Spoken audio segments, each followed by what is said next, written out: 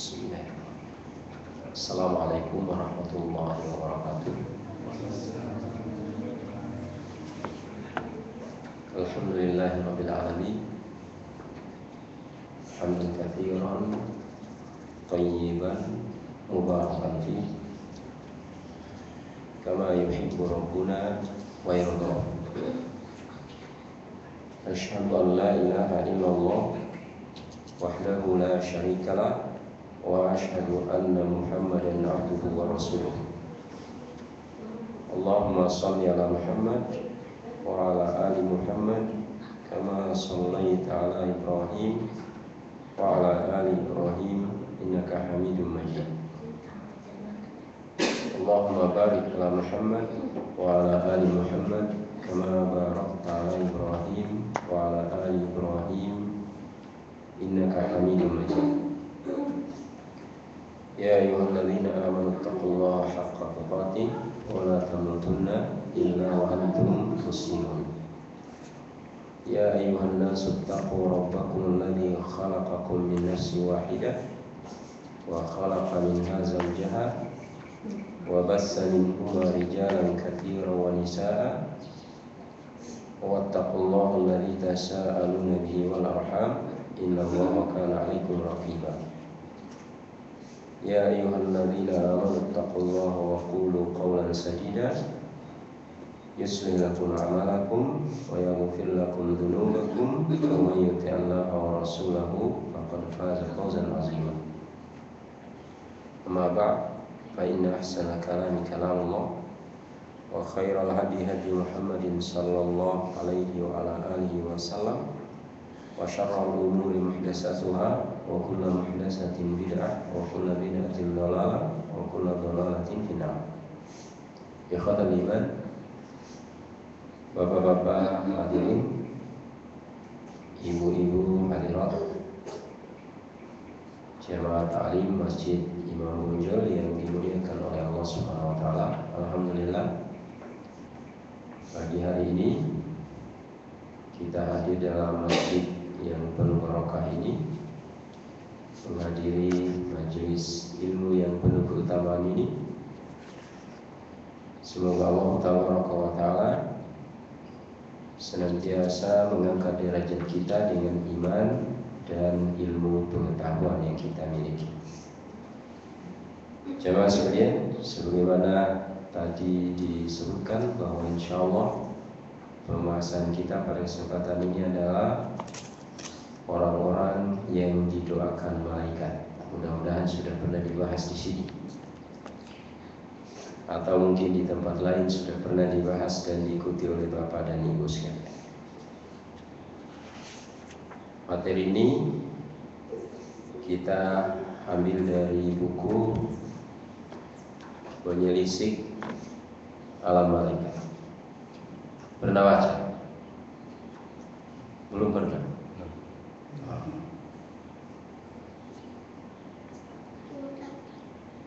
Buku ini aslinya ditulis oleh seorang dosen akidah di Universitas Islam Madinah Al-Munawwarah. Judul aslinya adalah Mu'taqad Firaq Al-Muslimin wal Yahud wan Nasara wal Falasifa wal Wasaniyin fil Malaika Al-Muqarrabin. Itu judul aslinya, ditulis oleh Dr. Muhammad Al-Aqil. Ya, diterbitkan oleh Pustaka Imam Asy-Syafi'i. Penerjemahnya Muslim Arif. Ya. Ini buku ini saya terjemahkan sekitar tahun 2007 yang lalu. Sendiri. Dari awal sampai akhir. Kurang lebih 3 bulan kalau tidak salah saya terjemahkan. Lalu diterbitkan oleh Pustaka Imam Asy-Syafi'i pada tahun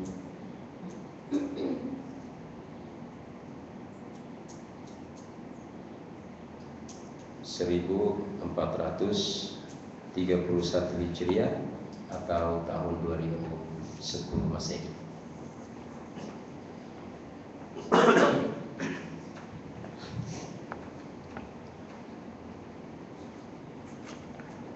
Dan buku ini di beberapa kesempatan pernah kita bahas.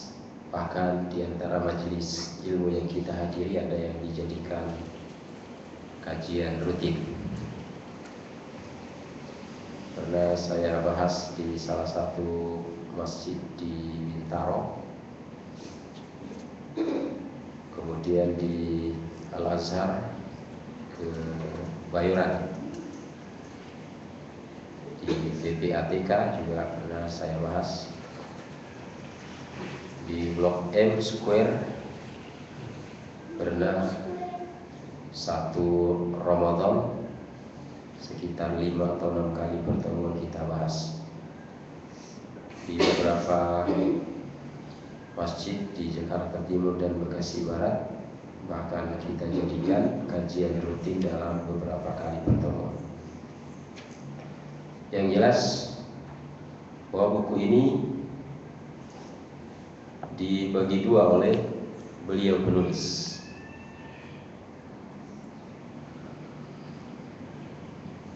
Bahkan dibagi tiga. Yang pertama adalah bagian pertama, malaikat menurut Ahlus Sunnah wal Jamaah. Yang keduanya, malaikat menurut kelompok-kelompok yang menyimpang dan menisbatkan dirinya kepada Islam, seperti orang Mu'tazilah, orang Tasawuf, orang Asy'ari dan lain sebagainya. Yang terakhir adalah malaikat menurut pandangan agama non-Islam. Non-Islam itu Yahud, Nasara yang tadi disebutkan, paganisme dan seterusnya. Nah, itulah tiga pokok pembahasan dalam buku ini. Terdiri dari 479 halaman.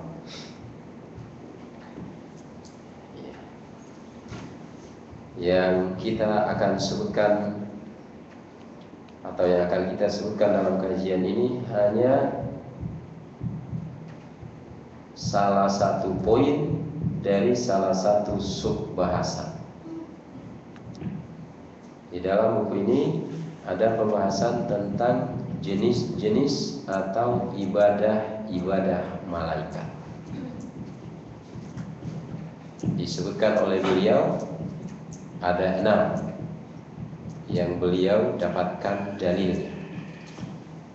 Meskipun kata beliau tidak terbatas hanya itu, tidak terbatas hanya itu ibadah malaikat, namun yang kita ketahui dalilnya adalah yang 6 itu.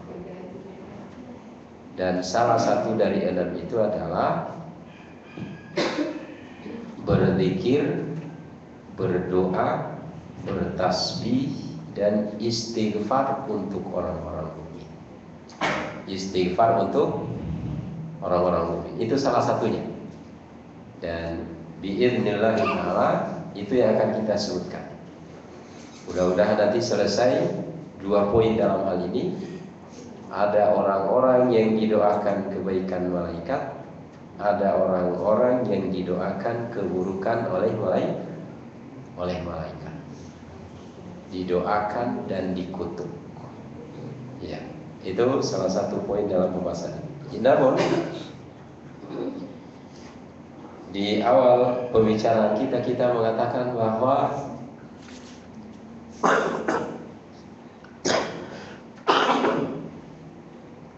beriman pada malaikat ini adalah salah satu rukun iman.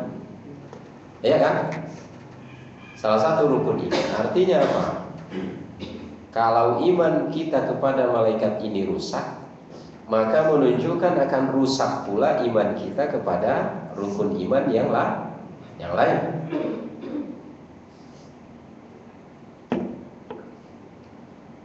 Selain itu, kaum muslimin, ya meskipun akhir-akhir ini kemudian banyak dibahas, jarang mengkaji rukun iman yang kedua ini, yakni beriman pada malaikat.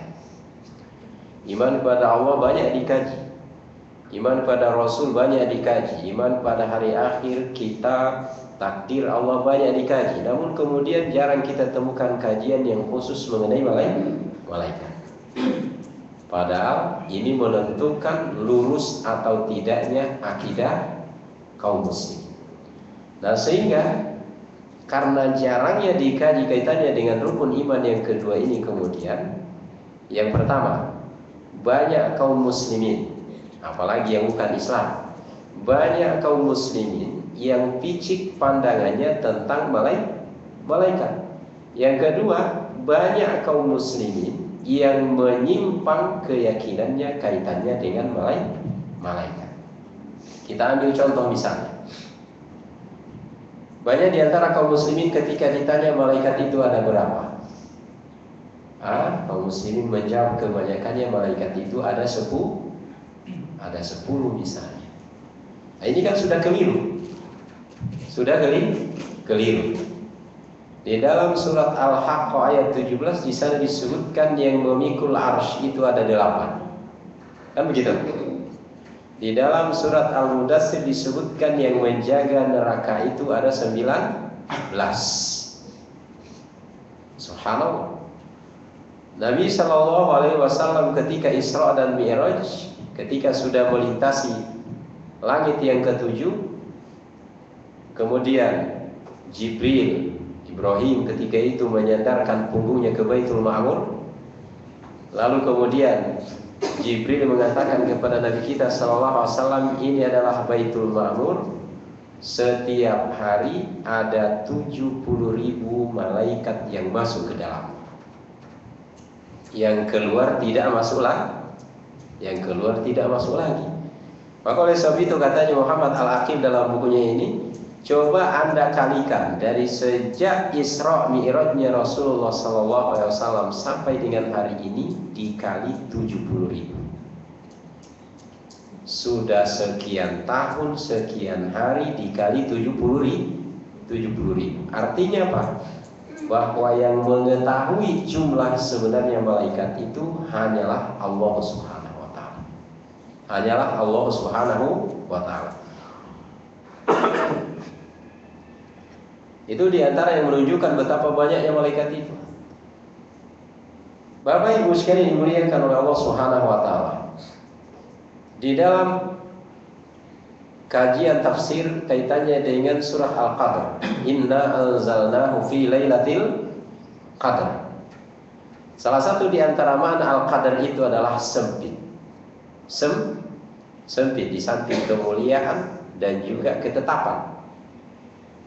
Di antara makna dari Al-Qadr itu adalah sempit.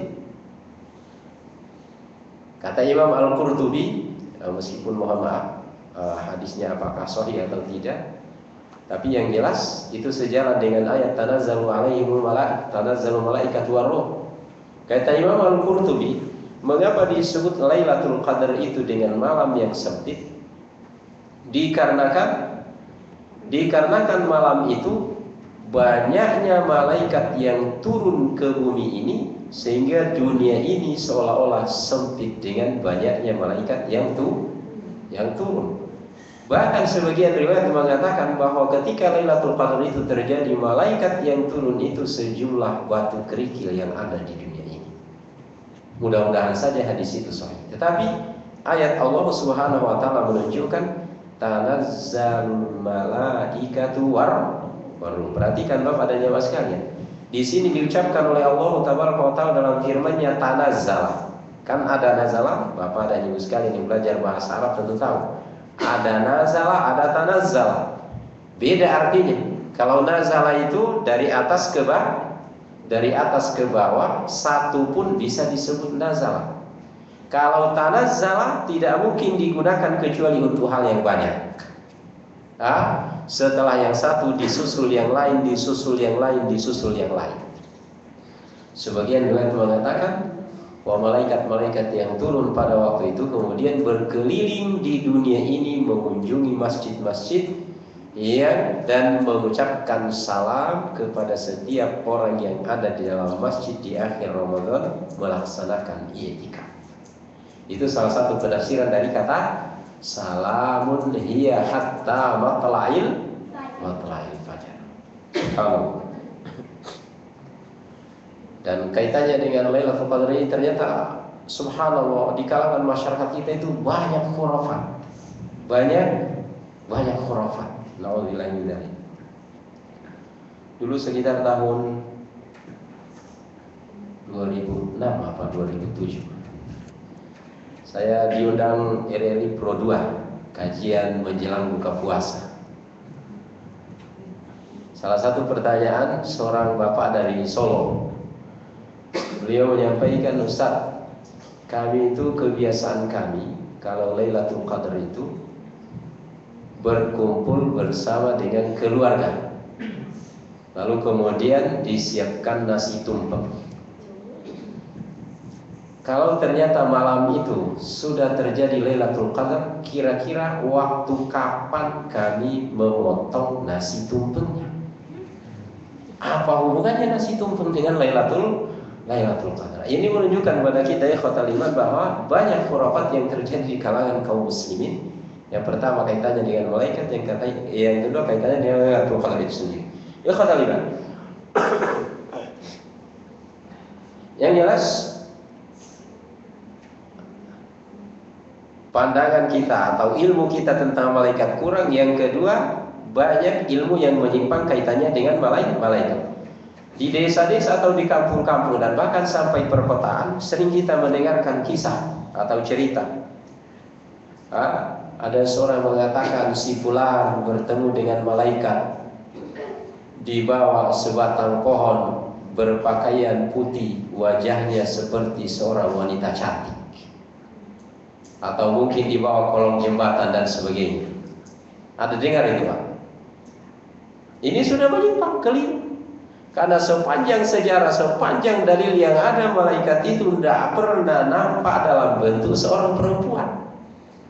Tidak pernah nampak dalam bentuk seorang perempuan. Memang betul, biasa malaikat itu nampak kepada para nabi Allah Subhanahu wa taala. Nabi Ibrahim, Nabi Lut, kepada Nabi kita sallallahu alaihi wasallam, kepada Maryam, kepada para sahabat nampak di hadapan mereka, tetapi selamanya nampak dalam bentuk seorang laki-laki.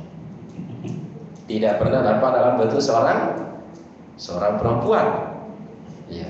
Tetapi bukan karena itu kemudian diantaranya kan tidak ada nabi yang perempuan. Bukan karena itu kemudian lalu kita mengatakan bahwa memang perempuan itu hina. Tidak. Bapak-bapak tidak bisa hidup tanpa perempuan. Iya kan? Tidak bisa hidup. Maka oleh sebab itu Islam menjunjung tinggi perempuan itu, menjunjung tinggi, menghormati dan mengagungkan. Ya kata liman azanallahu jami'an. Yang jelas berbicara masalah malaikat ini adalah pembicaraan yang sangat menarik, sangat luas dan sangat dalam. Salah satu di antara pembicaraan tentang malaikat ini adalah kaitannya dengan ibadah malaikat. Di sini sekali lagi beliau menyebutkan ada 6. Salah satunya adalah zikir, tasbih, dan doa. Ini diantara ibadahnya malaikat. Dalam banyak ayat kita temukan.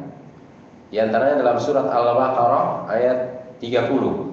Kata Allah Subhanahu wa taala dalam firman-Nya ketika Allah menyampaikan kepada malaikat bahwa kami akan menciptakan manusia di bumi.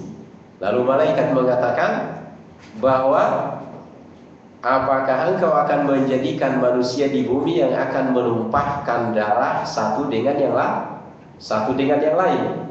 Wa nahnu nusabbihu bihamdika wa nuqaddisu lak. Sementara kami senantiasa bertasbih dengan memujimu dan mensucikan nama-Mu. Nah, dari ini menunjukkan pada kita bahwa para malaikat itu senantiasa bertasbih, bertahmid dan mentakdiskan, mensucikan nama Allah Jalla Jalla. Nah, ini pula menunjukkan kepada kita bahwa malaikat itu lebih awal diciptakan dibandingkan dengan manusia. Karena yang terakhir diciptakan dari makhluk Allah adalah manusia. Ya, diciptakan pada hari Jumat,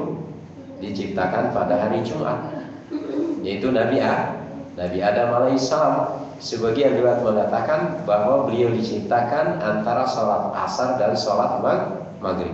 Maka salah satu alasan mengapa Jumat itu disebut Jumat, karena ketika itu sudah terkumpul semua ciptaan Allah Subhanahu wa taala.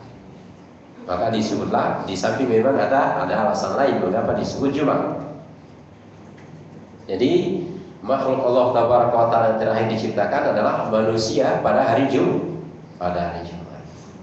Saya sudah sebutkan yang pertama. Bapak sebutkan yang terakhir. Bapak sebutkan yang pertama.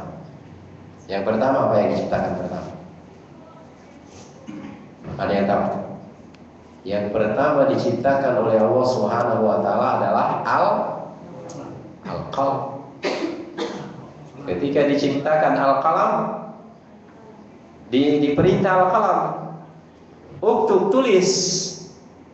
Kata al-qalam menjawab, apa yang hendak aku tulis? Tulis, apa yang hendak aku tulis? Tulislah takdir yang nanti akan terjadi di bumi itu. Dan itu dinyatakan oleh Allah Subhanahu wa taala 50.000 tahun sebelum diciptakannya langit dan bumi. Subhanallah. Ya, maka pernah kita sampaikan lewat mimbar Jumat ini bahwa kaitannya dengan penciptaan manusia tadi, bahwa pada hari Jumat Nabi Adam diciptakan. Pada hari Jumat Nabi Adam dikeluarkan dari dalam surga. Pada hari Jumat akan terjadi kiamat. Ya. Dan berbagai keagungan dan keutamaan dari Jumat yang lain. Yang jelas sifat iman, surat Al-Baqarah ini menunjukkan kepada kita ayat 30 bahwa para malaikat itu bertasbih. Dan dalam ayat selanjutnya 32, qalu subhanak la ilma lana illa ma 'allamtana. Tidak ada ilmu bagi kami kecuali yang Engkau ajarkan kepada kami. Ini katanya malaikat di hadapan Allah setelah Adam menyebutkan nama-nama benda-benda yang diajarkan oleh Allah kepadanya. Kata Allah Subhanahu wa taala kepada para malaikat, sebutkan semua nama-nama benda itu. Apa katanya malaikat? Qalu subhanaka la ilma lana illa ma 'allamtana. Para malaikat mengatakan, Maha suci Engkau ya Allah, kami tidak punya ilmu kecuali yang Engkau ajarkan pada kami. Maka kemudian kata Allah Subhanahu wa taala kepada Nabi Adam, wa 'allama Adamal asma'a kullaha. Allah mengajarkan kepada Adam nama benda-benda seluruhnya. Lalu Nabi Adam menyebutkan satu persatu. Maka Bapak dan Ibu sekalian bisa perhatikan sebuah buku yang berjudul Miftahu dari Sa'adah oleh Imam Ibnul Qayyim. Beliau menyebutkan di sana ada kurang lebih 50 keutamaan ilmu. Salah satunya adalah Allah menunjukkan kelebihan Nabi Adam di hadapan para malaikat dengan ilmu yang dimiliki oleh Nabi Adam dan tidak dimiliki oleh malaikat. Ya, kemudian dalam ayat yang lain Asy-Syura ayat 5 di sana juga disebutkan wal malaikatu yusabbihuna bihamdi rabbihim wa yastaghfiruna liman fil ardh. Malaikat bertasbih dengan memuji Rabb mereka dan memohon ampun untuk penghuni bumi. Ayat ini menunjukkan pada kita malaikat bertasbih, malaikat mohon ampun diantaranya untuk manusia dan juga bertahmid. Ayat yang sangat populer kaitannya dengan doa malaikat adalah surat Ghafir, surat Al-Mu'min ayat 7 sampai dengan ayat 9. Kata Allah Subhanahu wa taala, alladzina yahmilunal 'arsy. Malaikat yang membawa atau memikul 'arsy. Tadi disebutkan ada berapa yang memikul arsy, Pak? Ada 8. Meskipun itu diperdebatkan lagi oleh para ulama, yang memikul arsy itu sekarang apa nanti ketika dunia kiamat? Karena lahiriahnya ayat yang ada di dalam surat Al-Haqqah yang tadi kita bacakan itu, ketika kiamat terjadi, maka arsy itu dipikul atau dibawa oleh 8 malaikat. Kita ketahui bahwa makhluk Allah yang paling besar adalah arsy. Arsyur Rahman. Bapak dan Ibu sekalian bisa membuka syarah Aqidah Ahlus Sunnah wal Jamaah.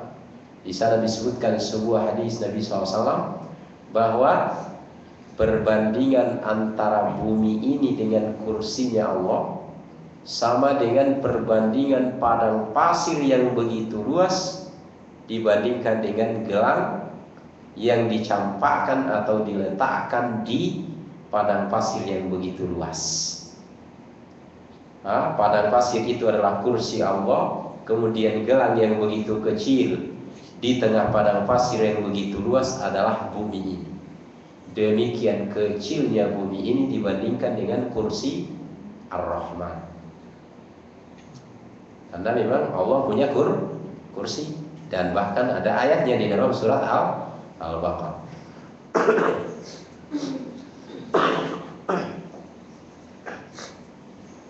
Kemudian perbandingan antara kursinya Ar-Rahman dengan arsy Allah Subhanahu wa taala sama dengan perbandingan tadi.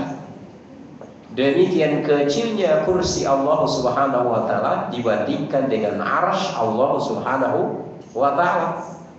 Dan ternyata arsy yang begitu besar hanya dipikul dan hanya dibawa oleh 8 malaikat. Demikian kuatnya para malaikat tersebut yang memikul arsy. Maka dalam buku kita ini pembahasan tentang fisik malaikat, di sana disebutkan salah satu hadis, jarak antara pundak dan daun telinganya itu sejauh perjalanan 700 tahun. Demikian fisik malaikat yang sangat agung. Yang jelas, ayat ini menunjukkan pada kita malaikat-malaikat yang memikul dan membawa arsy dan malaikat-malaikat yang ada di sekitarnya. Malaikat-malaikat yang ada di sekitarnya. Tentu saja malaikat yang dimaksud di sini adalah malaikat yang ada di langit. Yang ternyata malaikat yang ada di langit itu kita tidak tahu berapa jumlahnya. Dalam sebuah hadisnya Rasul yang mulia alaihi salatu wassalam menyampaikan kepada kita bahwa langit itu bergemuruh. Langit itu bergemuruh dan wajar kalau langit itu bergemuruh. Wajar kalau langit itu bergemuruh. Mengapa langit bergemuruh? Tidak ada satupun tempat yang ada di langit itu seluas 4 jari. Seluas 4 jari, melainkan di sana ada malaikat yang meletakkan wajahnya untuk bersujud kepada Allah. Subhanallah. Sampai saat ini saya belum dapat informasi kira-kira berapa luas dari langit itu, berapa hektar luas langit itu. Dikali 7. Langit ada 7 kan? Sebagaimana bumi juga ada 7. Dan kata Imam Ibnu Katsir rahimahullah taala dalam tafsirnya, beliau mengatakan jarak antara langit yang satu ke langit berikutnya itu sejauh perjalanan 500 tahun. 500 tahun. Dan ketebalan langit yang satu itu sama dengan ketebalan bumi itu sejauh perjalanan 500 tahun pula. Subhanallah. Ya kata liman azanallahu jami'an. Malaikat yang begitu banyak, yang tidak ada yang mengetahui jumlahnya kecuali Allah Tabaraka wa Ta'ala, yang memikul arsy dan malaikat-malaikat yang ada di sekitarnya, yusabbihuna bihamdi rabbihim, mereka senantiasa bertasbih memuji Rabb mereka, wa yu'minuna bih, dan mereka beriman kepada Allah Subhanahu wa taala, wa yastaghfiruna lilladzina amanu. Dan mereka mohon ampun untuk orang-orang beriman. Nah, dalam kaitannya dengan ini nanti akan kita sebutkan lebih terperinci. Mereka berdoa kepada Allah, Rabbana wasi'ta kulla syai'ir rahmatan wa ilma. Wahai Rabb kami, ilmumu dan rahmatmu meliputi segala sesuatu. Faghfir lilladzina tabu. Ya Allah, ampunilah dosa orang-orang yang bertaubat kepadamu. Wattaba'u sabilak, dan mengikuti jalanmu. Wa qihim adzabal jahim, jauhkan mereka dari azab neraka jahim. Ini doanya malaikat untuk orang beriman, tetapi masih secara umum.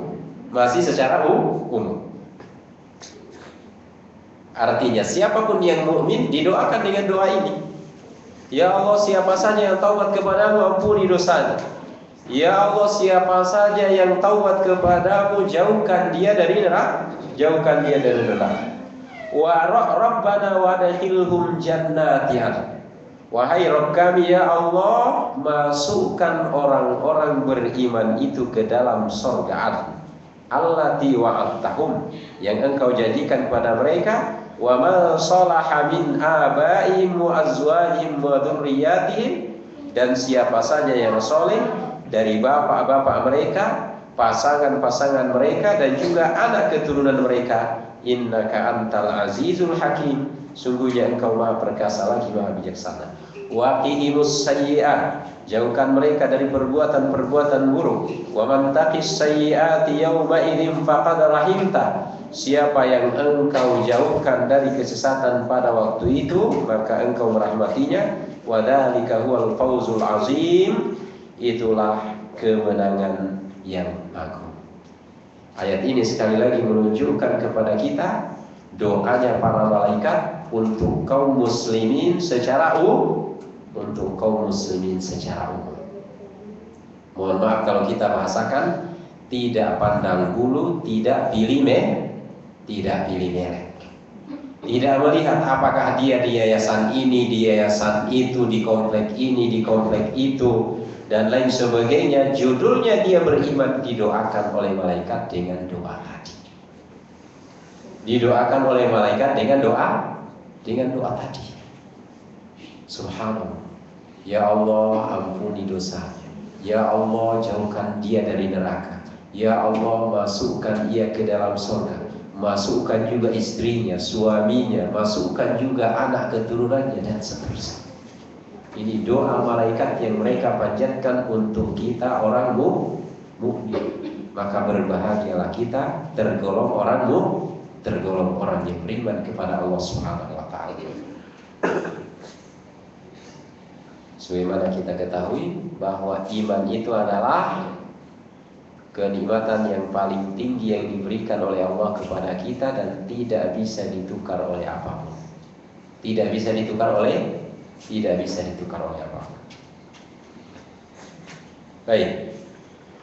Itu di antara dalil, meskipun di sini tertulis puluhan dalil yang menunjukkan doanya malaikat untuk orang-orang mukmin. Ikhwatal iman, secara umum malaikat itu mendoakan. Namun ada orang-orang tertentu yang melakukan sesuatu lalu ia didoakan secara khusus oleh malaikat, dan kemudian yang lain tidak didoakan. Yang lain tidak didoakan.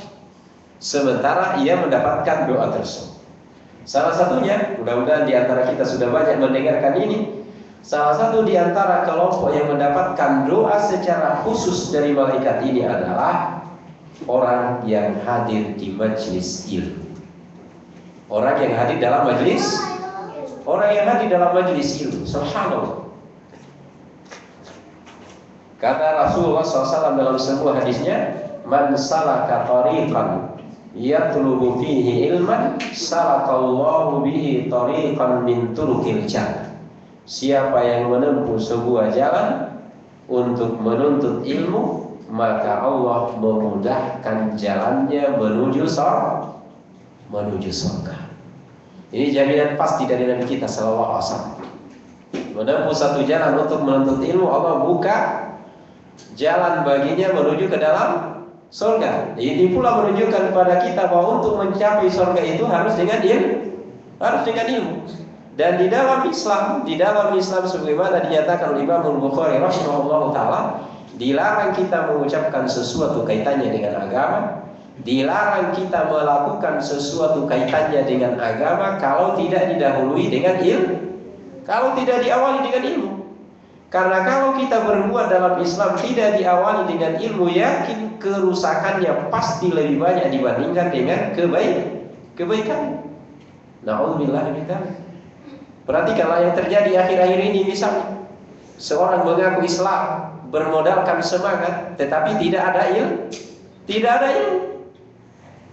Alasan jihad lalu kemudian membom atau menembak orang yang tidak melawan. Ini kan semangat berjihad, tetapi salah dalam pelaksanaan.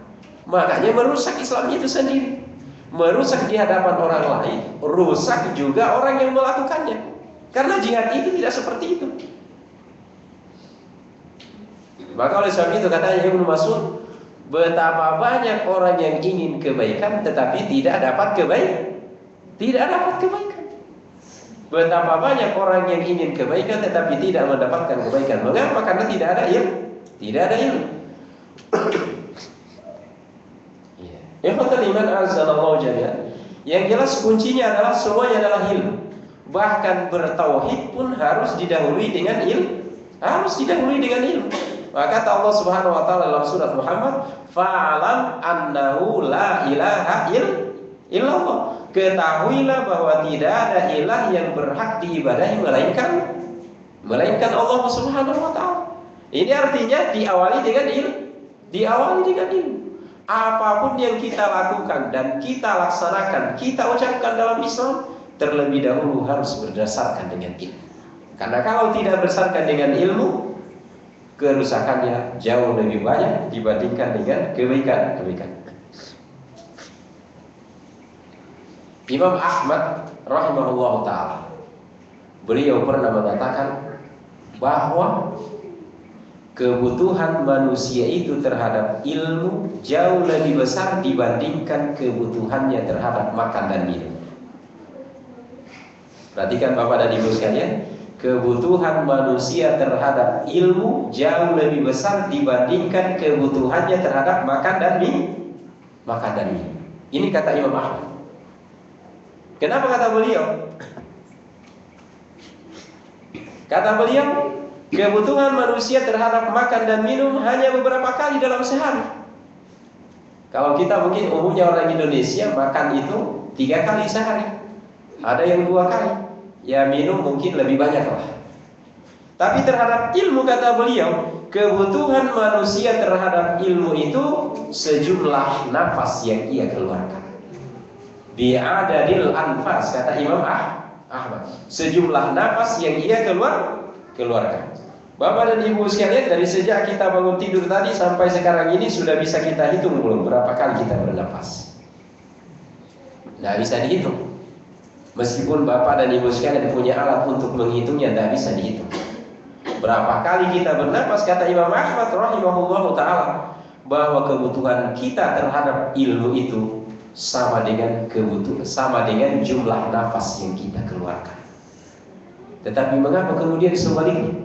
Perhatian kita untuk makan dan minum jauh lebih besar dibanding perhatian kita untuk mendapatkan ilmu. Benar tak ini, Pak?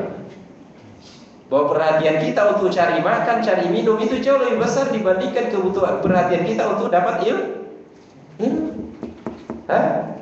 Untuk cari makan, untuk cari minum itu kali malam setiap hari macet, Pak. Ya kan? Setiap hari macet untuk cari makan dan cari minum. Tetapi coba untuk cari ilmu, Masjid Imam Bonjol sekali sepekan misalnya, macet tidak? Na'udzubillah min dzalik. Setelah kita makan, setelah kita minum, apa yang terjadi? Ke kamar kecil di belakang. Sementara dengan ilmu, surga yang ingin kita capai. Subhanallah. Makanya beberapa hari yang lalu kita mengikuti ada daurah seorang syekh dari Mesir. Beliau menyampaikan kaum muslimin itu yakin Al-Quran itu adalah yang bisa mengantarkan kita kepada surga. Dan Al-Quran itu adalah intinya ilmu. Kaum muslimin itu semuanya sudah yakin dan sudah tahu bahwa agar kita bahagia, agar kita aman, agar kita tenang dan tentram, agar kita husnul khotimah, agar kita timbangan kebaikan kita lebih berat dibanding keburukan, agar kita selamat dari hisab, agar kita selamat melintas di atas sirat, agar selamat sampai ke dalam surga itu harus dengan Quran, dengan kata lain harus dengan ilmu. Tetapi bagaimana perhatian kita terhadap Al-Quran? Itu yang tadi beliau katakan. Perhatian kita terhadap Al-Quran jauh lebih kecil dibandingkan perhatian kita terhadap makan dan minum. Perhatian kita terhadap rumah yang mewah, kendaraan yang mewah, rumah yang megah, istri yang cantik, suami yang ganteng dan lain sebagainya. Itu yang membuat kita sibuk dari malam sampai malam lagi. Tujuannya adalah agar dapat makan, agar dapat minum, agar dapat agar dapat pakaian yang bagus dan sebagainya. Tetapi bagaimana dengan Al-Quran? Bagaimana dengan ilmu? Sementara kita sudah tahu bahwa menentukan bahagia tidaknya kita di akhirat nanti adalah dengan Al-Quran, dengan ilmu. Subhanallah. Ya, dan mereka membuktikan. Syekh-syekh yang tadi ada 4 orang dari Mesir datang ke Indonesia mengisi daurah di beberapa tempat, ngajarin baca Al-Quran yang benar. Saya tempo hari belajar 6 hari, dari hari Sabtu sampai hari Kamis, dari jam 7 pagi sampai jam setengah 12. Setiap hari baca Al-Quran. Bi kasrah ba kasrah bi sin sakinah bis mi kasrah bi bismi ismul jalalah Allahi bismillahi hamzatu waslin tasbutu waslan nabda'u biha lam syamsiyah mudghama fi ra'il maftuha arra ha sakinah arra mim fathah ma ar-rahma alif mat tabi'i harakatan ar-rahma nun fathana nun fathana ar-rah nun kasrani ar-rahmani.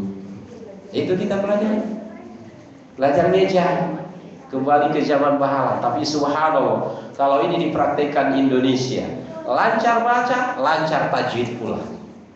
Lancar tajwid karena dieja dengan tajwid. Misalnya ad-dhalin, dieja hamzatu waslin tasbutu waslan nabda'u biha lam syamsiyah mudghama fi dodil maftuha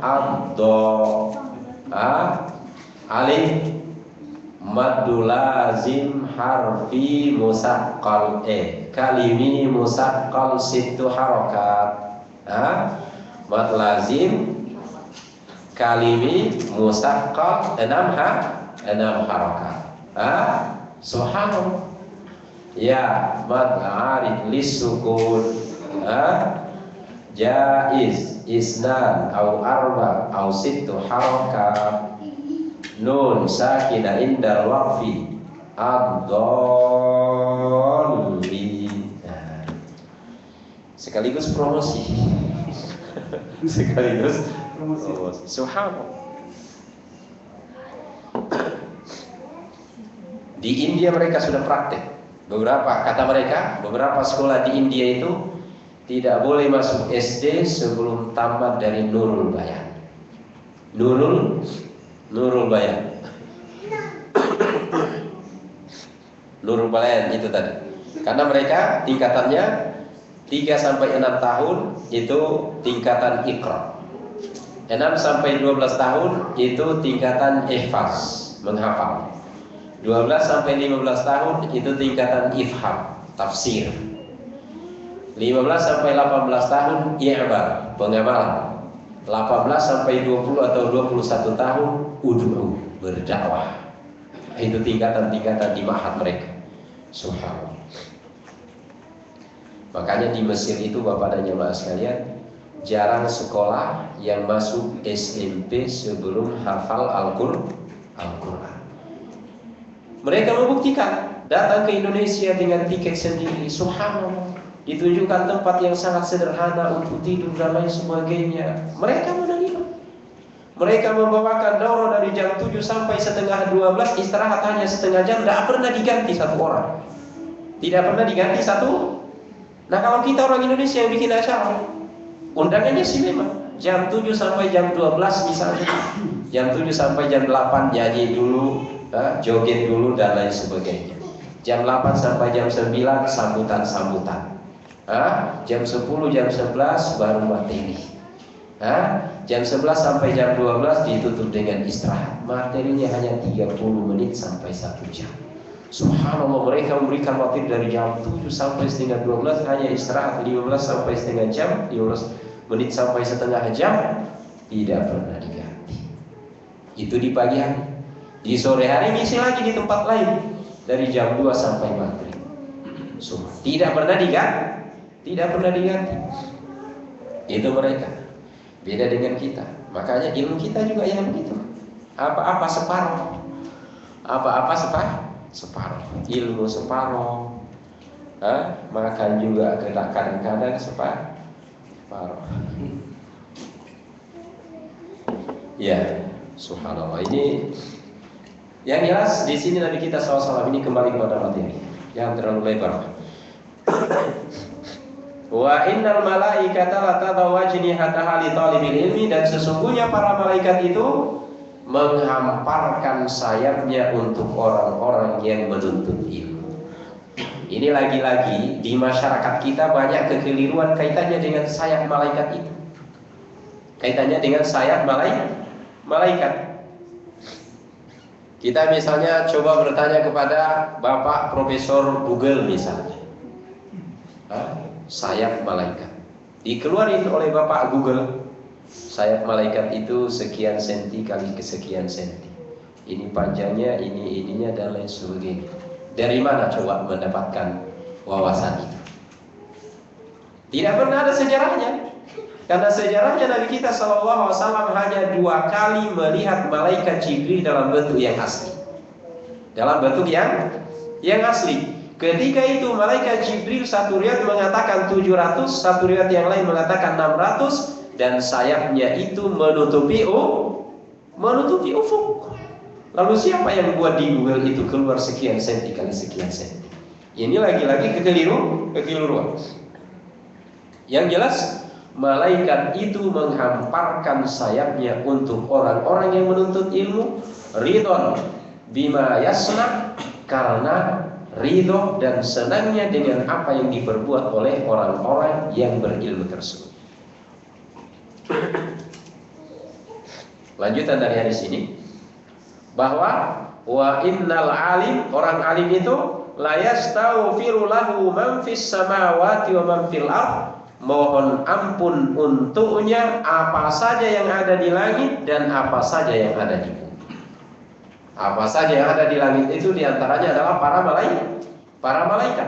Yang tadi karena banyaknya itu Nabi kita SAW mengatakan tidak ada satu pun tempat seluas 4 jari di langit melainkan ada malaikat yang meletakkan wajahnya bersujud kepada Allah. Demikian pula apa yang ada di bumi ini memohon ampunkan untuk orang-orang lain. Beliau sallallahu alaihi wasallam mengatakan, hatta lahitanu fi jawfil bahar, hingga ikan-ikan yang ada di dasar laut mohon ampun untuk orang alim. Subhanallah. Di laut ada berapa jenis ikan, Pak? Ada yang punya data? Ya siapa tahu aja ada yang spesialisasinya memang di laut. Ada berapa jenis ikan? Kalau tidak ada datanya, saya tanya satu jenis saja, ikan teri. Ikan teri dari laut apa dari darat? Ikan laut ya. Itu ada berapa ekor kira-kira Pak? Hah? Ikan teri. Satu jenis.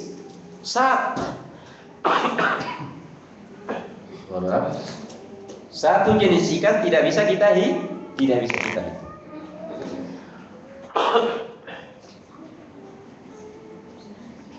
Dan semua itu mohon ampun untuk orang-orang alim. Subhanallah.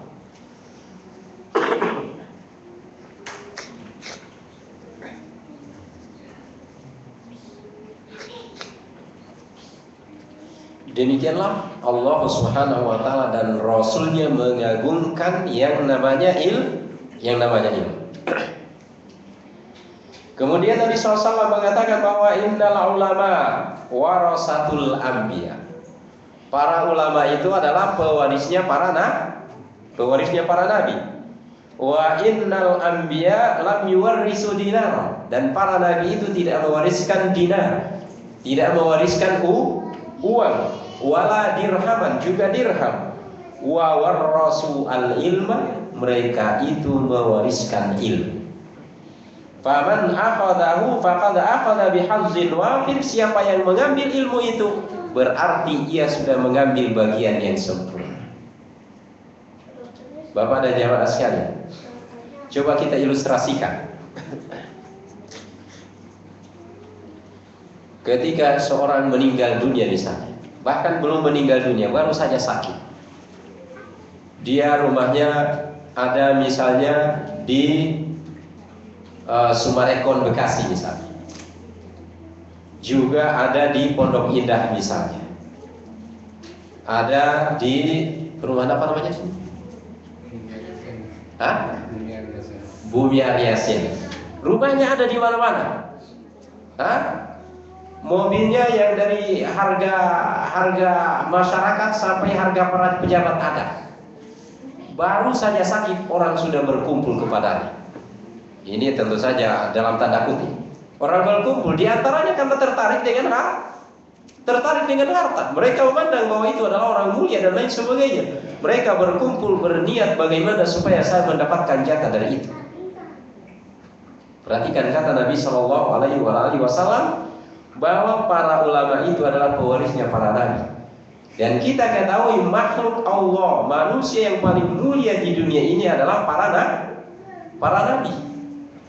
Maka dengan demikian para ulama telah mengambil warisan dari orang yang termulia dengan warisan yang paling mulia. Oleh sebab itu ikhwatal iman akramanallahu jami'an. Suatu riwayat sampai pada kita. Abu Hurairah radhiyallahu taala anhu pernah mengumumkan di Madinah ke khalayak ramai. Wahai masyarakat kaum muslimin, kurang lebih seperti itu. Wahai masyarakat kaum muslimin, ayo kita ke masjid. Di masjid sedang sekarang ini membagi-bagi harta warisan. Membagi-bagi harta warisan. Orang berkerumun datang ke masjid. Ternyata tidak ada duit yang dibagi. Tidak ada emas, tidak ada kendaraan, tidak ada tanah yang dibagi. Mana Abu Hurairah? Mana harta warisannya? Abu Hurairah bertanya pada mereka, apa yang kalian dapatkan di masjid?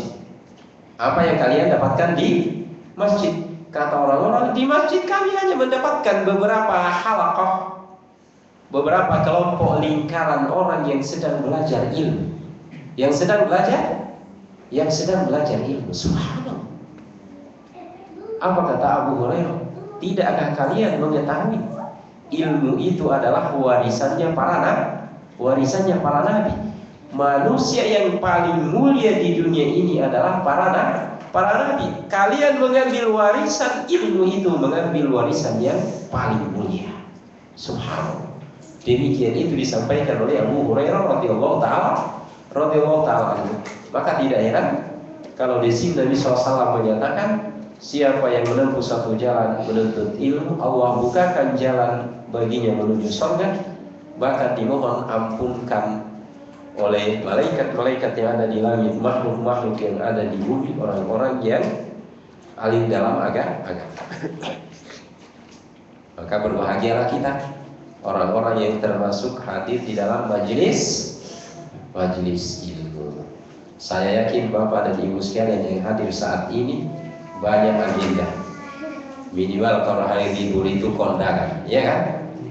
Tapi saya yakin pula karena cintanya kita kepada agama kita, cintanya kita kepada Allah, cintanya kita kepada Rasulullah SAW, cintanya kita kepada Al-Quran, lalu kemudian yang lain kita nomor kesekian kan, kita hadir di Masjid Imam Bonjol untuk menuntut ilmu, Subhanallah. Mudah-mudahan kita tergolong yang dimohon ampunkan oleh malaikat. Ini kelompok pertama yang didoakan oleh malaikat. Kelompok selanjutnya adalah malaikat berdoa kepada orang yang berada pada saf pertama dalam sholat. Saf pertama dalam sholat.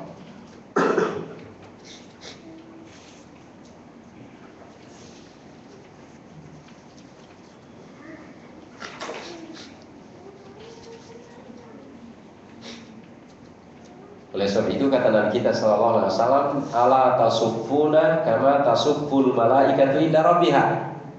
Mengapa kamu tidak bersaf sebagaimana malaikat bersaf di sisi Allah?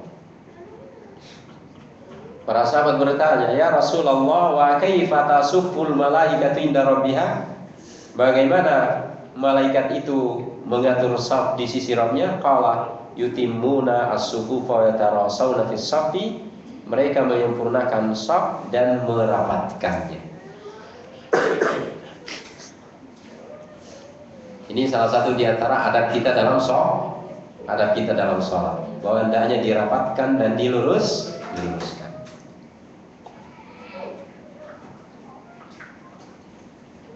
Dan saya yakin umumnya kita sudah paham dalam hal ini. Namun menjadi pertanyaan kemudian di banyak masjid kita.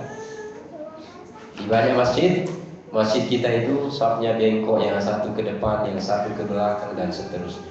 Masih kosong satu jengkal lagi, katanya saya tidak mau dekat-dekat dengan yang lain. Padahal Nabi SAW pernah beliau mengajar, kalian merapatkan saf atau kalian Allah akan jadikan hati kalian bercerai-berai. Itu menunjukkan bahwa kita menyusun saf dalam sholat itu adalah gambaran dari kedekatan hati kita satu dengan yang lain. Makanya Nabi Shallallahu Alaihi Wasallam setiap mau sholat itu sawwu subuh atau aqimus subuh, dan beliau berjalan dari ujung ke ujung memeriksa saf. Selesai saf pertama, saf kedua, saf ketiga dan seterusnya. Terakhir nanti baru kemudian takbiratul ihram. Nah, kalau kita sekarang begini, mungkin sudah ada yang menggerutu di belakang, ini kapan sholat ini? 10 menit kita berdiri nyusun saf aja. Berjalan dari sana sampai ujung sana, atau dari ujung sana sampai sana. Setelah yang pertama, saf kedua, mutar. Imam yang ideal seperti itu.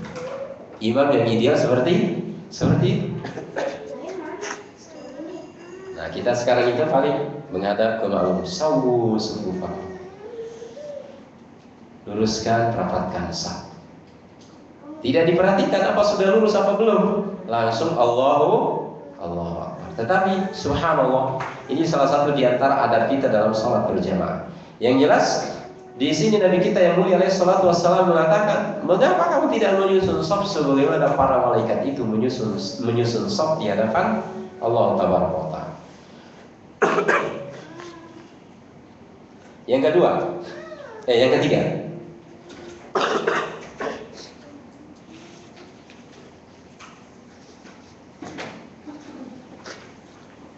malaikat mendoakan orang yang menyambung saf dan mengisi barisan yang kosong. Ini yang tadi kita sebutkan. Jadi yang berdiri saf pertama, kemudian kalau ada kosong disambung. Makanya tidak boleh ada antara ketika kita sholat itu, tidak boleh ada yang renggang. Harus rapat kaki dan juga rapat bahu. Ya, Tapi tidak boleh berdesak-desakan pula. Ya, tidak boleh injak-injakan. Ya. Karena kadang ada pula yang mungkin karena ilmunya belum sampai atau mungkin sengaja ada kawan di kiri atau kanan didempetkan kakinya ke kakinya, lalu ditarik lagi kakinya. Ternyata didempetkan lagi karena dia yakin bahwa merapatkan saf itu bagian dari kewajiban bagian dari sunnah Nabi dalam sholat. Lalu karena dipepet terus, akhirnya diinjak kakinya yang satu. Ya, subhanallah. Nah ini pun tidak diperbolehkan.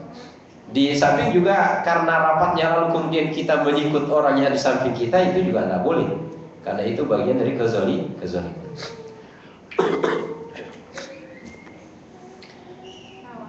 Ya, yang jelas Nabi SAW bersabda, Inna Allah wa malaikatahu yusalluna 'alal ladzina yasiluna sufu. Allah dan para malaikat bersalawat untuk orang yang menyambung shaf. Wa man sadda furjatan rafa'allahu biha darajah. Siapa yang mengisi merapatkan yang renggang, Allah akan angkat derajatnya. Allah akan angkat derajatnya. Mengisi yang kosong. Makanya tidak boleh ada kosong dalam saf itu. Di antaranya kalau ada tiang, itu tidak boleh ada tiang di antara orang yang sholat. Nah ini di masjid kita banyak yang begini. Ada tiang misalnya dipancangkan di sini, lalu di sini berbaris, di sini berbaris. Ini tidak boleh. Lebih baik mundur ke belakang, bikin saf yang bersambung, atau maju ke depan, bikin saf yang bersambung. Adapun kalau anak-anak yang di tengah itu tidak ada masalah. Tidak ada masalah, bahkan anak-anak berada di saf pertama, yang penting rapat safnya dan lurus, itu tidak ada masalah. Makanya katanya Syekh Utsaimin rahimahullahu taala, ketika ada anak yang di depan lalu orang tuanya menyuruh dia ke belakang, nanti akan kecewa anak itu. Nanti akan kecewa, biarin aja di depan. Yang penting dia tenang dan kemudian rapat lurus. Di antara kita banyak kekeliruan di masjid-masjid kita. Kalau ada yang membawa anak-anak ke masjid, ditegur, dicela, dimaki dan lain sebagainya. Oh, tuh anak lo tuh. Nabi SAW pernah sholat sambil menggendong anak-anak. Menggendong anak-anak. Adapun dia berlari kiri kanan, itu kan dia tidak ada beban dosa bagi dia. Perkara kita khusyuk atau tidak itu tergantung kita. Mengapa kita tidak khusyuk? Karena hati kita sudah teracuni dengan pikiran itu tadi. Ya, maka ya di samping itu kalau memang terlalu mengganggu, misalnya dia membuang najis dalam masjid dan lain sebagainya, orang tua pun harus mengerti.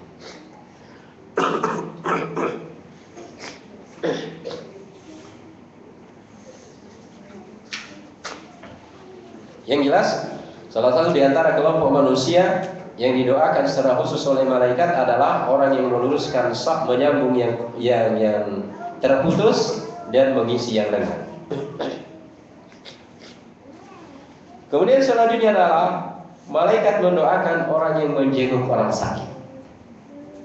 Menjenguk orang sakit. Dan di sini yang dibesuk, yang penting dia Islam. Yang membesuk juga dia Islam. Tidak ada perbedaan apakah dia pejabat atau bukan pejabat dan lain sebagainya. Nabi SAW bersabda, tidak ada rajul akhahul muslim, apabila seorang membesuk saudara seimannya yang sakit, masya fi khirafatil jannah, maka ia berjalan di taman-taman surga, hatta yajlis, hingga ia duduk. Maksudnya duduk di di sisi orang yang sakit. Fa idza jalas, apabila ia sudah duduk, ghamarathu rahmah, ia diliputi oleh rahmat Allah Subhanahu wa taala. Fa in kana gudwatan shalla alaihi sab'una alfa malak. Kalau itu dilakukannya di pagi hari, malaikat bersolawat untuknya sampai sore hari sebanyak 70.000. Berdoa untuk orang yang menjenguk orang sakit. Subhanallah. Wa in kana hatta Wa in kana masa'an, kalau itu ia lakukan di waktu sore, yakni ia membesuk orang sakit di waktu sore, shalla alaihi sab'una alfa malakin hatta yusbih, malaikat sebanyak 70.000 berdoa untuknya sampai pagi hari. Sampai pagi hari. Hadis yang mulia ini diriwayatkan oleh Imam Ahmad dalam Musnad beliau.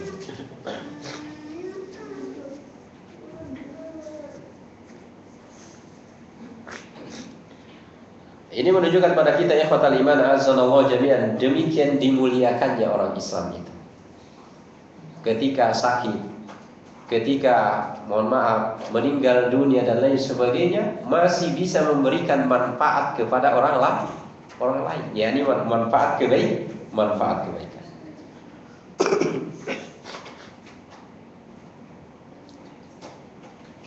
Maka oleh sebab itulah ikhwatal iman, di antaranya ketika kita membesuk orang sakit, ketika kita ada di sisi orang yang sedang sakarat, jangan sampai kita mengucapkan ucapan-ucapan yang buruk. Mengapa? Apapun yang kita ucapkan itu langsung diaminkan malaikat. Kita mengucapkan di sana, ya Allah, mudahkan urusannya, ampuni dosanya, angkat derajatnya, maka itu langsung diaminkan malaikat. Jangan mengucapkan ucapan-ucapan yang kotor, yang buruk, karena itu pun diaminkan oleh malaikat. Kemudian selanjutnya di antara orang yang secara khusus didoakan oleh malaikat adalah seorang yang mendoakan saudara seimannya tanpa sepengetahuan orang yang didoakan. Mendoakan saudara tanpa sepengetahuan orang yang didoakan. Ini yang disebut dengan ad-du'a'u al-zahril ghaib. Mendoakan orang lain tanpa sepengetahuan orang yang didoakan. Subhanallah.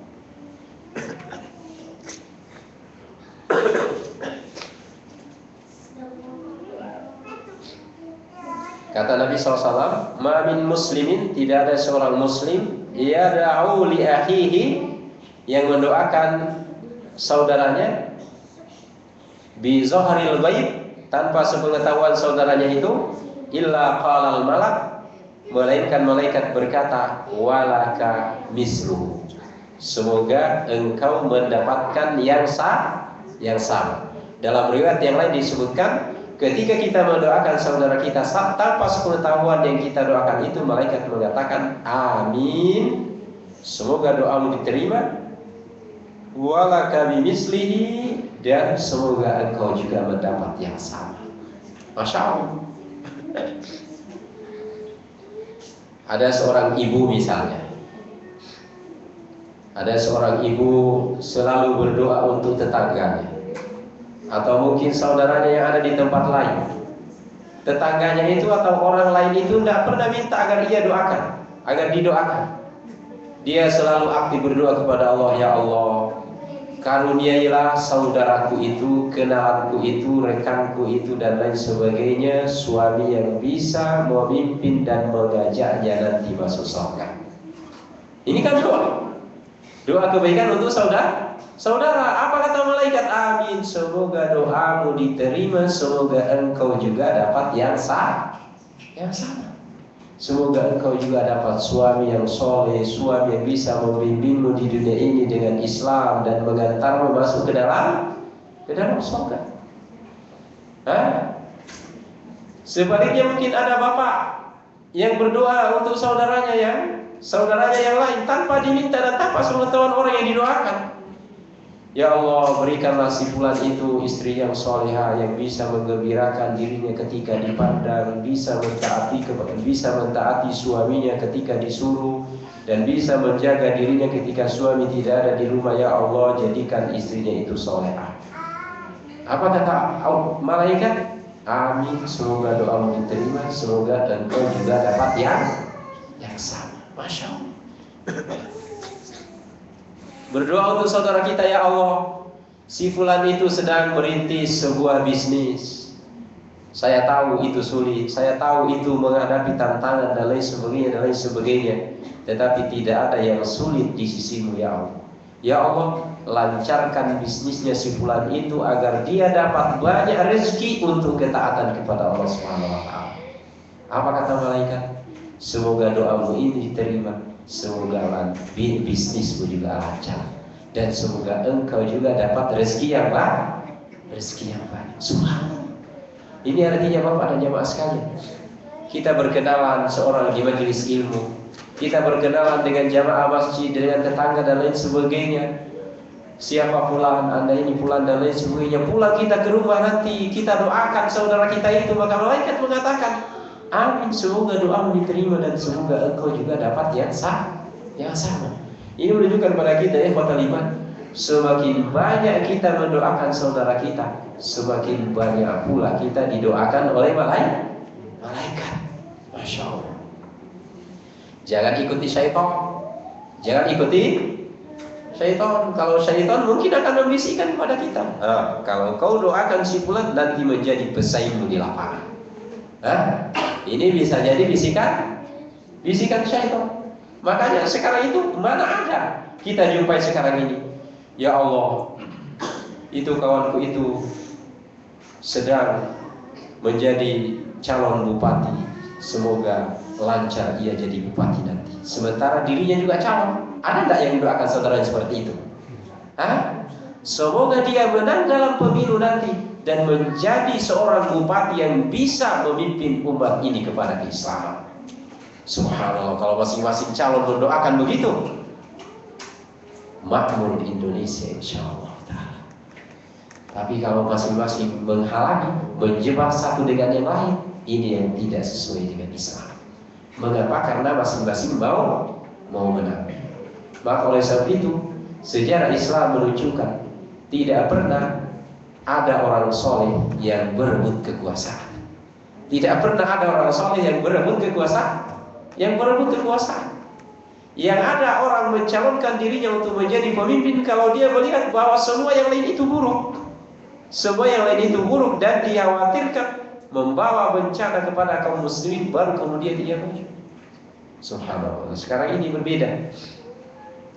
Apa yang terjadi? Semuanya dinilai dengan rupiah. Semuanya dinilai dengan rupiah. Subhanallah. Kita ingin menegaskan hal ini, bahwa semakin banyak kita mendoakan saudara kita kebaikan, maka akan semakin banyak pula kita didoakan oleh malaikat Allah Taala. Subhanallah. Kita minum air zam-zam misalnya, sebagaimana sabda Nabi SAW bahwa air zam-zam itu sesuai doa yang kita panjatkan ketika dibaca. Kita minum air zam-zam, ya Allah, ini adalah salah satu yang ditunjuk oleh syariat sebagai air yang berkah. Aku berdoa kepadamu Allah agar tetanggaku, agar rekanku itu diberikan kesehatan lahir dan batin, agar penyakit yang ada pada dirinya itu diangkat dan dihilangkan oleh Allah Subhanahu wa taala. Amin. Semoga doamu diterima. Semoga penyakitmu juga diangkat oleh Allah Subhanahu wa taala. Ya khawatir iman azanallahu jami'an. Semakin banyak kita mendoakan saudara kita, semakin banyak kita didoakan malaikat. Ya Allah, teguhkan diri si fulan berada di atas jalanmu ya Allah, dan kemudian masukkan ia ke dalam surga. Semoga doamu diterima dan semoga engkau juga masuk ke dalam surga. Subhanallah. Kemudian selanjutnya, di antara kelompok manusia secara khusus doakan oleh malaikat adalah seorang yang menginfakkan hartanya. Seorang muslim yang menginfakkan hartanya. Kata Nabi sallallahu alaihi wasallam, "Ma min yaumin illa wa malakani yanzil." Tidak ada satupun hari di mana seorang muslim berada di waktu pagi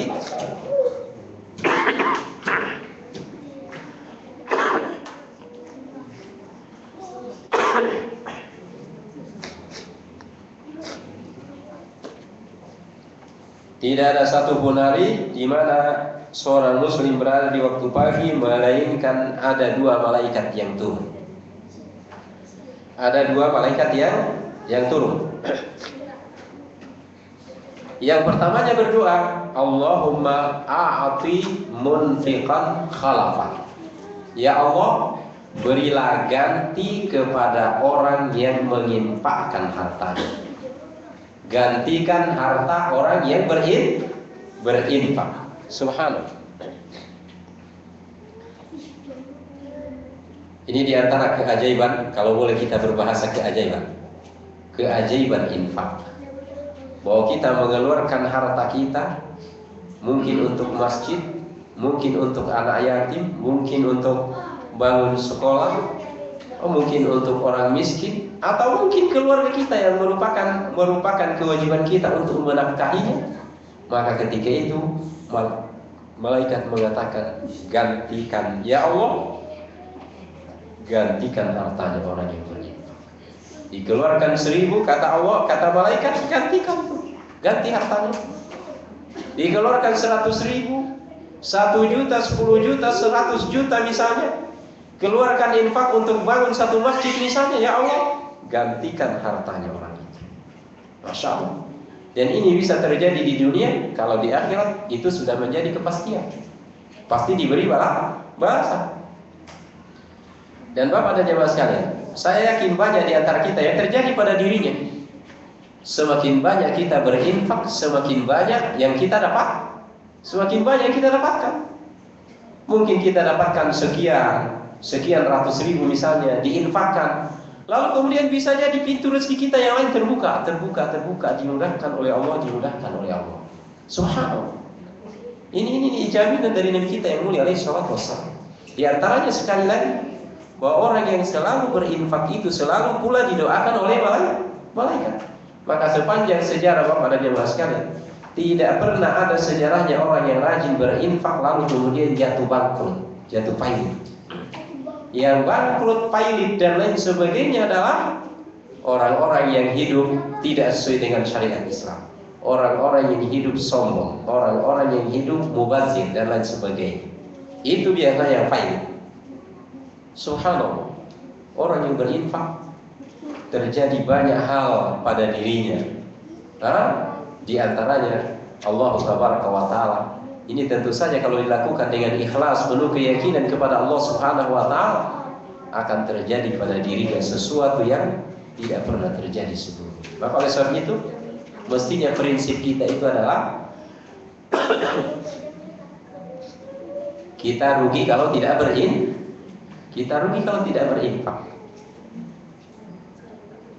Jangan dibalik.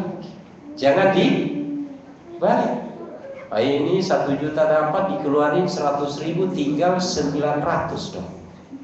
Yang tinggal itu yang 100. Benar gak ini Pak? Yang tinggal itu yang sudah jelas milik kita adalah yang 100. Yang 900 itu belum tentu milik kita. Bisa nanti dicopot orang, mungkin hilang dan lain sebagainya. Atau mungkin kita meninggal dunia, belum kita makan, belum kita belanjakan dan lain sebagainya, belum tentu milik kita. Yang sudah menjadi milik kita itu adalah yang kita infakkan. Subhanallah. Masya Allah. Pernah seorang saya bertemu di sekitar tahun 2008, bertemu di salah satu hotel di sekitar Masjidil Haram musim haji. Terlontar kalimat itu dari ucapan beliau, bahwa saya dalam hidup ini, kalau saya tidak berinfak, saya rasanya rugi. Saya rugi kalau tidak berinfak. Di tengah orang-orang mengatakan rugi kita kalau berinfak.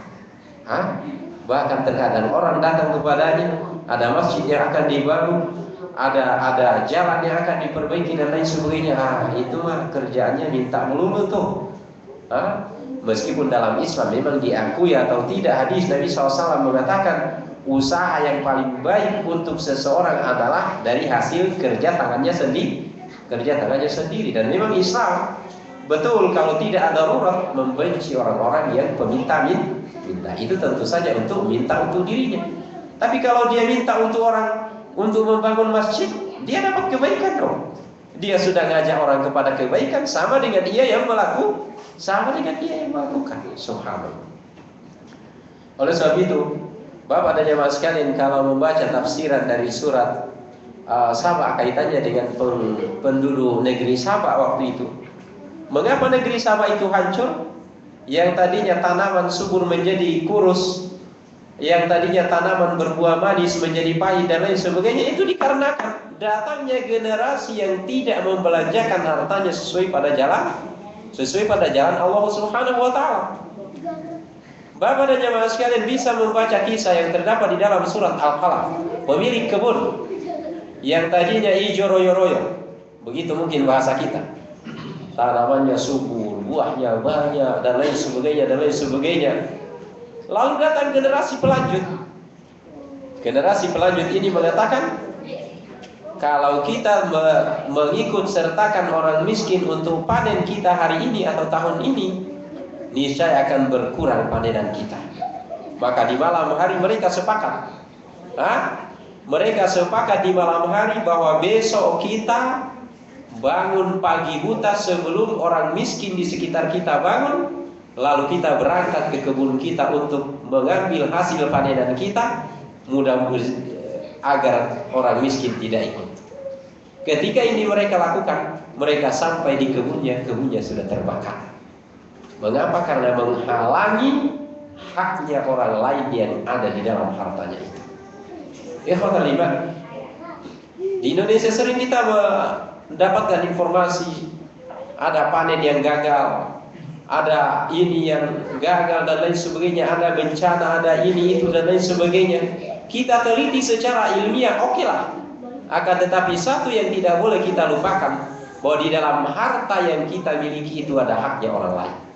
Nah, kalau itu ada di dalamnya dan tidak kita keluarkan, itu nanti akan membawa penyakit terhadap harta yang kita miliki. Maka kita mengeluarkan infak, sekali lagi mengeluarkan infak 1.000, mungkin 10.000, mungkin 100.000, mungkin 1.000.000. Kata malaikat, ya Allah, ganti hartanya orang yang berinfak. Gantikan harta orang yang berinfak.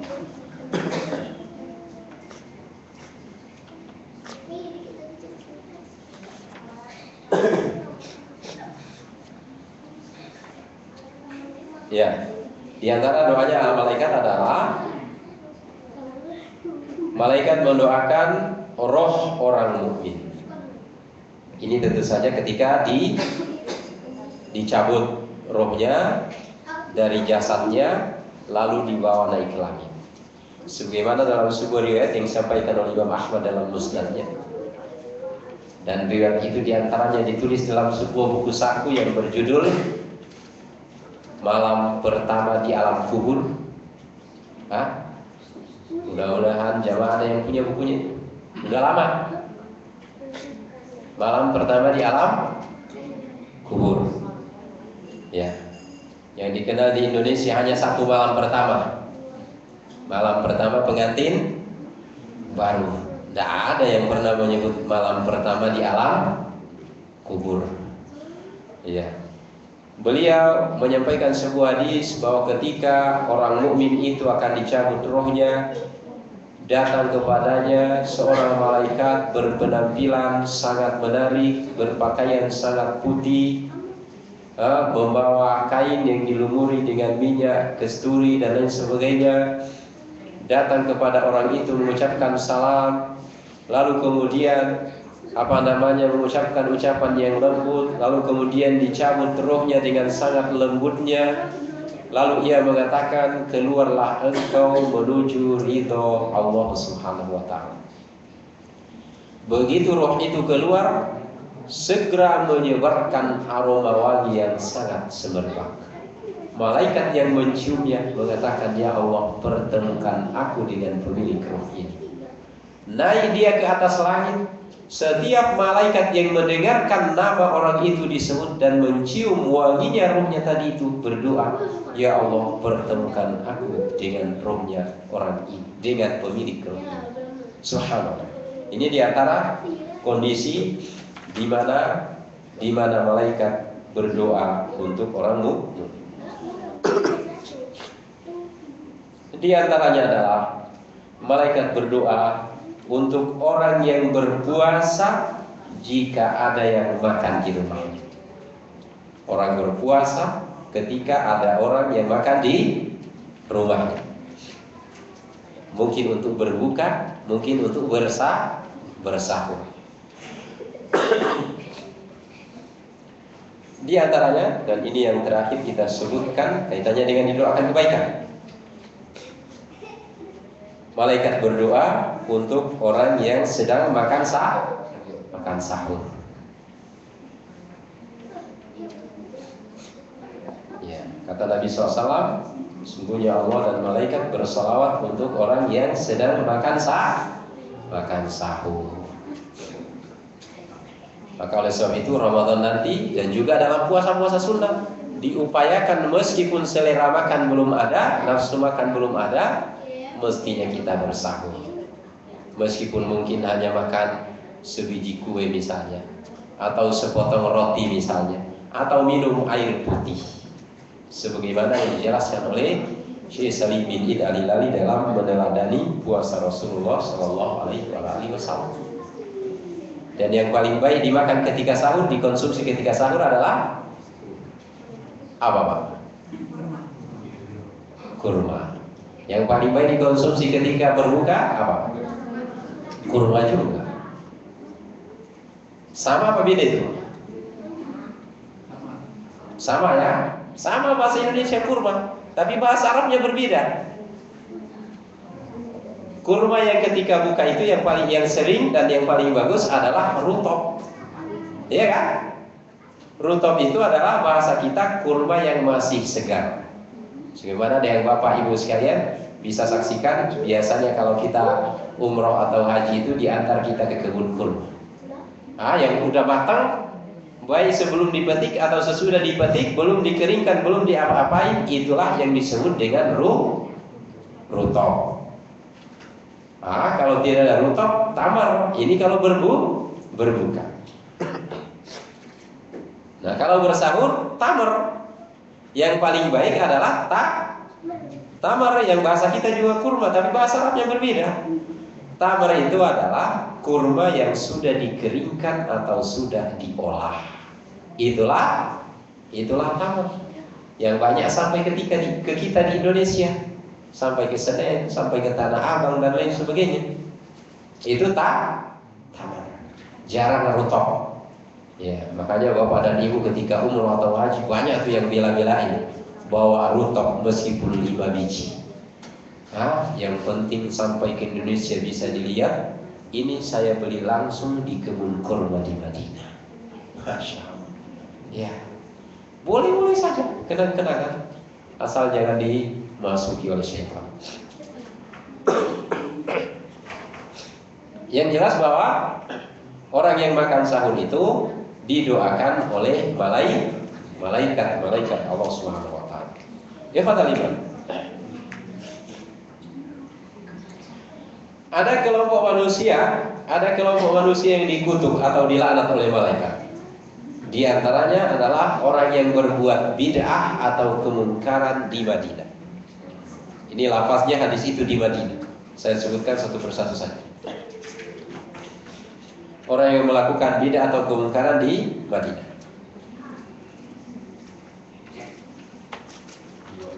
Yang kedua, orang yang mencela para sahabat Nabi. Orang yang mencela sahabat Nabi Sallallahu Alaihi Wasallam. Sahabat Nabi ada berapa? Ada berapa orang? 2 apa 3?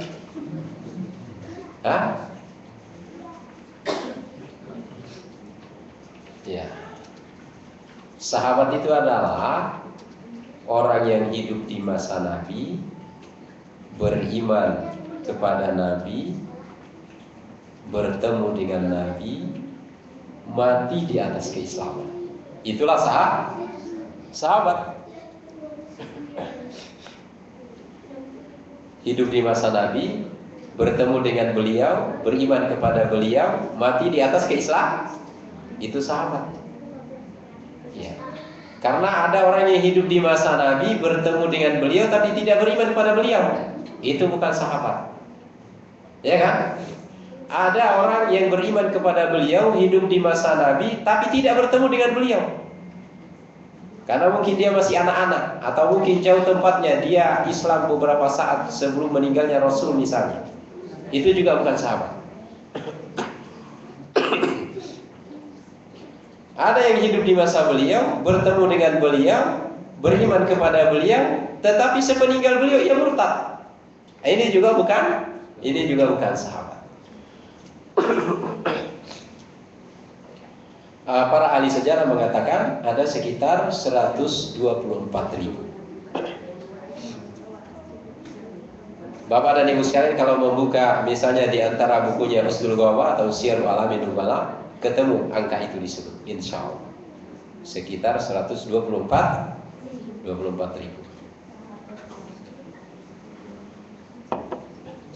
Yang kita kenal namanya siapa saja? Abu Bakar As-Siddiq. Anaknya lebih pintar daripada ibunya. Ali bin Abi Thalib, Utsman bin Affan, dan seterusnya. Paling kita bisa menyebut 10 yang dijamin masuk surga. Itu pun tidak kita hafal namanya satu persatu. Padahal sahabat itu ribuan jumlahnya. Dan perlu diketahui seluruh sahabat itu dijamin masuk surga. Seluruh sahabat itu dijamin. Silahkan nanti perhatikan surat At-Taubah ayat 100. Semua dijamin ampunan Allah Subhanahu wa taala dan dijamin surga. Adapun yang biasa kita sebut 10 dan lain sebagainya, itu yang disebut dalam satu dalil. Dalil, tapi dalil lain banyak yang disebutkan sendirian, seperti Khadijah, seperti Fatimah dan lain sebagainya, itu disebutkan dalam dalil yang lain. Dan At-Taubah ayat 100 menunjukkan semua para sahabat itu penghuni surga.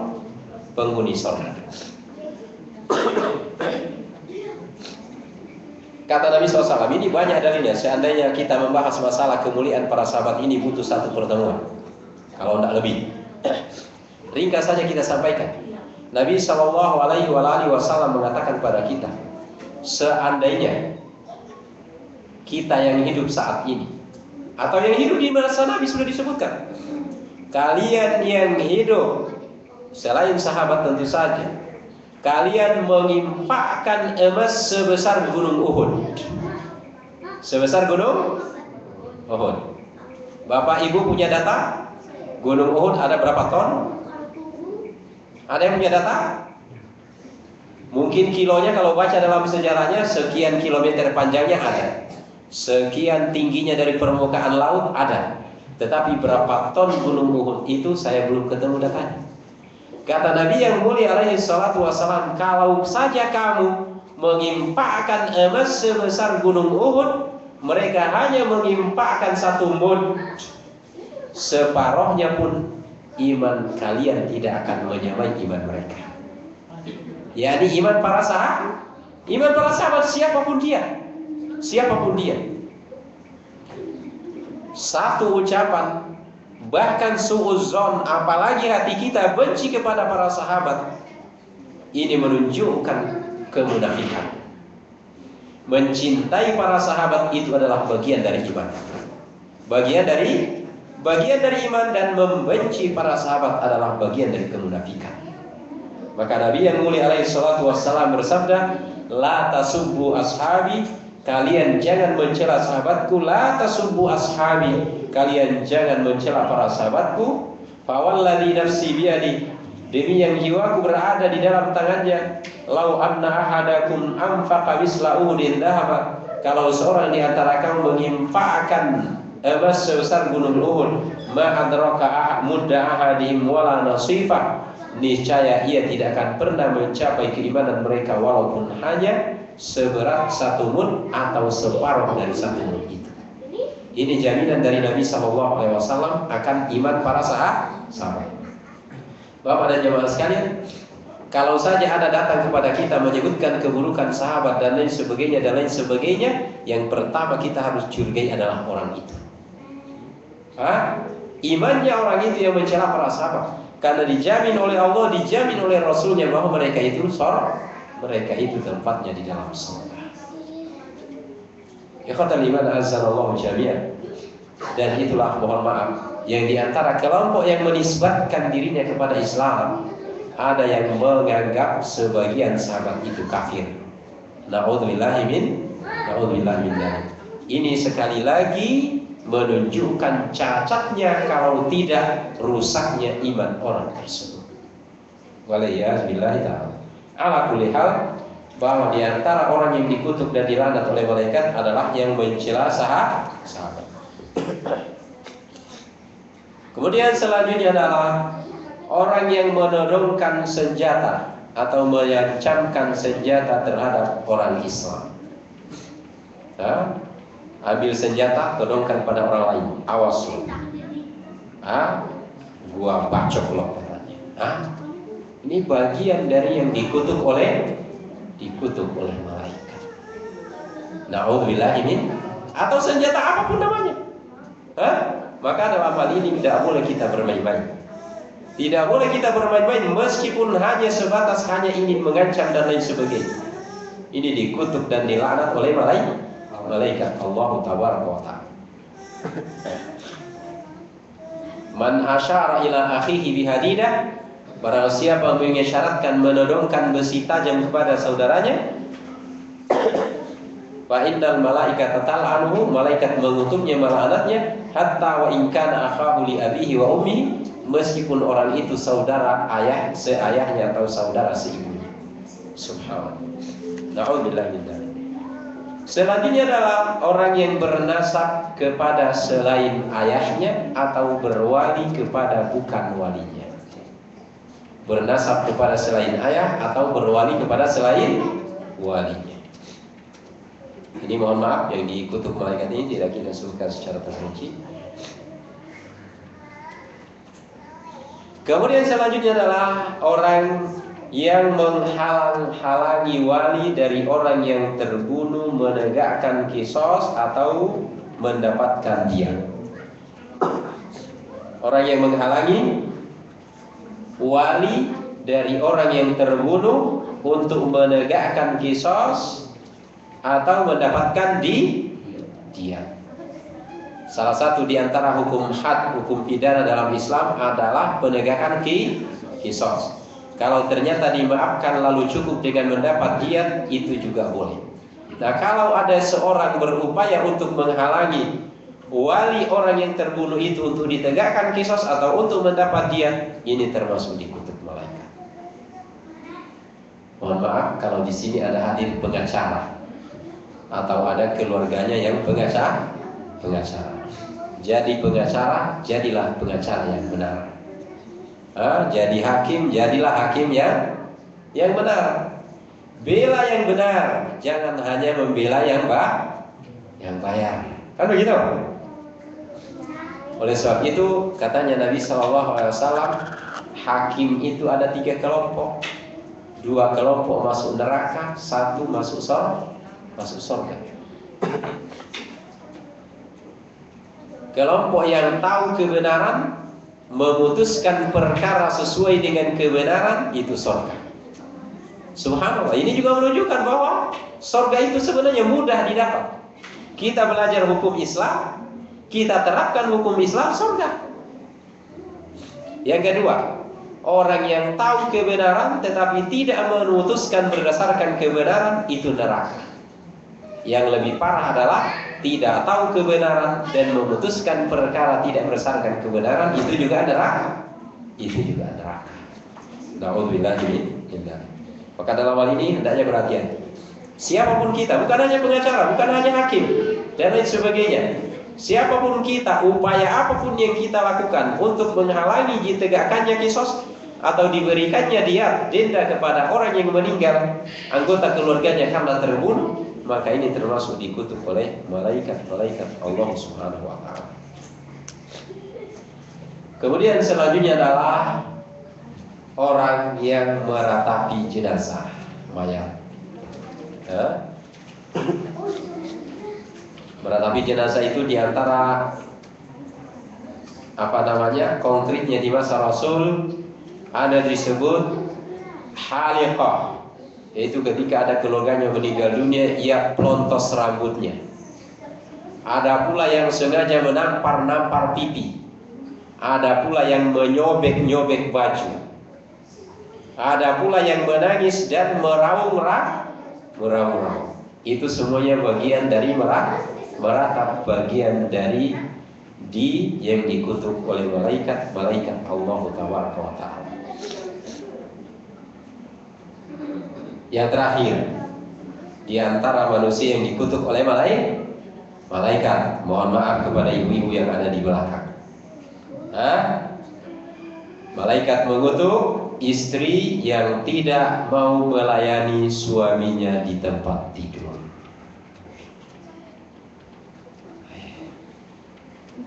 Sekali lagi, mohon maaf pada ibu-ibu yang ada di belakang, dan biasanya ini membuat bapak-bapak senyum.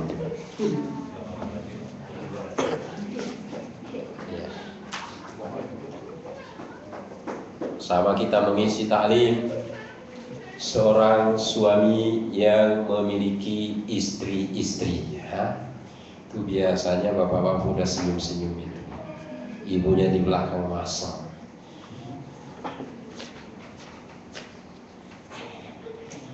Ya, di mana itu saya lupa dulu. Belum dibuka waktu bertanya, saya sebutkan ini, seorang ibu langsung nanya, "Ustaz, gimana kalau kita sakit?"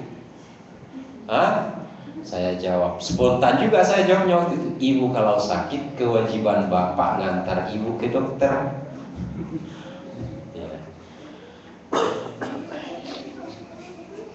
Ya.